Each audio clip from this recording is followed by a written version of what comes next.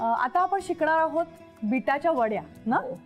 त्याचं साहित्य सांगता. हे दूध आहे, हे बीट आहे सालं काढून किसलेलं आहे, ओला नारळ खवलेला आहे, साखर आहे, साधी साखर, ही पिठी साखर आणि ही वेलची पूड आहे. आपण बीटाच्या वडीचं साहित्य बघितलेलं आहे. आता कृतीकडे वळूया. कशी सुरुवात करायची. प्रथम बीट आणि हा खोबऱ्याचा किस. आम्ही देते मी. बीट हा रक्तामध्ये लोह वाढवणारा असतो, रक्त वाढवणारा असतो, रक्त शुद्ध करणारा असतो. त्यामुळे बीट कुठल्या ना कुठल्या तरी रूपात माणसाने खायलाच हवा. आता ह्याच्यामध्ये दूध घाले.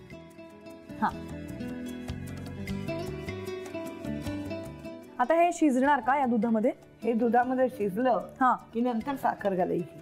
म्हणजे थोड्या वेळ असं ते हलवत राहावं लागतं. अच्छा. आता हे शिजत आलंय ना. मला वाटतं आलेलं आहे. ह्याच्यात आता काय साखर, साधी साखर आणि पिठी साखर दोन्ही का. म्हणजे पहिली साधी साखर घालायची. अच्छा.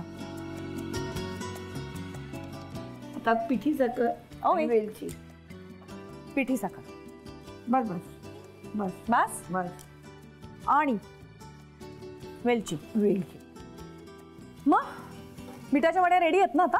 हो. आता हे आहेत ना, गोळा होत आलेला आहे. हा त्या ह्याच्यात थापायचा आणि फ्रीज मध्ये ठेवून द्यायचा थंड व्हायला. आता आम्ही या प्लेटला तूप लावून घेतलेलं आहे आणि या वड्या आम्ही याच्यावरती थापणार आहोत. तोवर तुम्ही रिकॅप पाहून घ्या.